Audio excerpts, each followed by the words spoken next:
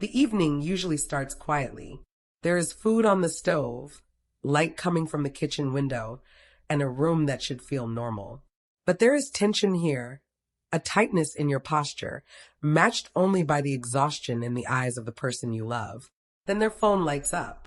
They glance at it and place it face down on the counter, a small movement, a single second of privacy.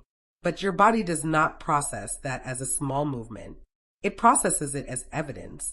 Your chest tightens before you even realize what is happening. Something inside you has already decided that danger is near. So you ask who it was, then why they texted, then why the phone was turned over. Before either of you can take a breath, love has turned into an investigation, and the person you love is standing there trying to answer a question that feels like a trial. You might call this protection or a need for transparency, but underneath those words is a quiet truth. You are not trying to control the room because you want to feel powerful.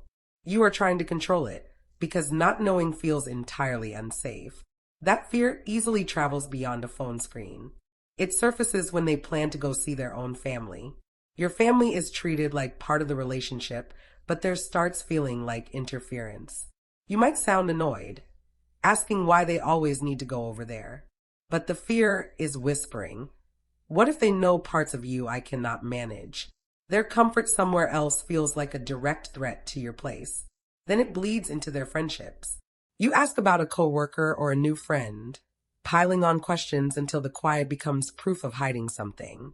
If they get frustrated, that frustration becomes guilt. Every question becomes a trap. Eventually, decisions happen without a discussion at all. You change weekend plans, answer for both of you, and decide which invitations matter. You present it to them as help, as protecting the relationship from conflict. But from their side, they are not being loved. They are being managed. They begin to learn which parts of their life are safe to mention and which parts will turn the room cold. They start editing what they share because everyone has to pass through your fear first. At first, that might feel calmer to you. Fewer surprises. But calm is not the same as trust. That quiet is simply the visible emotional shrinking of a person who has learned that honesty costs too much. This pattern of control is an echo. It is older than the phone on the counter, older than the family visits, and much older than this relationship. Somewhere, a child sits on the floor outside a kitchen. Adults are whispering in the next room. The child cannot understand the words, but they understand the mood. The cabinet closes too hard. The footsteps move too fast. Someone says nothing is wrong, but the room feels heavy.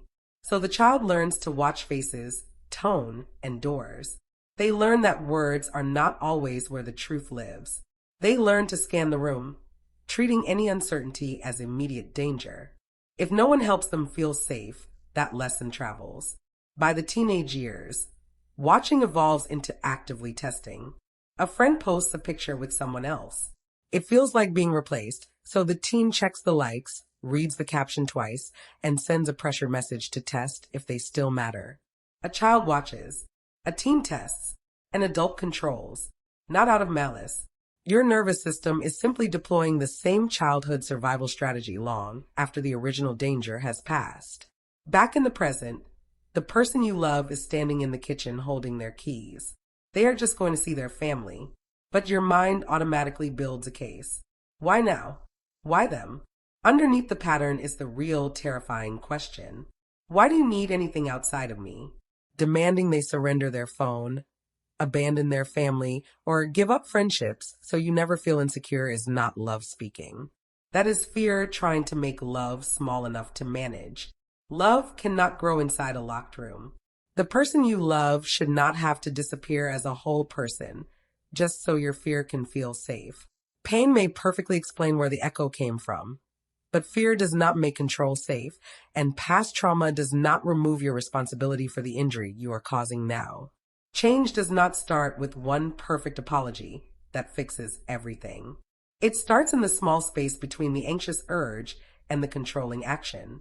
It is the pause between the urge to demand the phone or cancel the visit and the choice to speak a truer sentence instead. Saying, I felt scared when you said you were going, or privacy scares me, allows you to talk about what got triggered without making it their punishment. That kind of honesty gives the relationship air to breathe, because the more you limit and monitor, the more careful they become. The control inevitably creates the exact distance and grief you were so desperate to prevent. So before you call it protection, ask who is really being protected. Ask what this is costing the person you love before you react to the next trigger. Behavior is a form of communication. It does not disappear.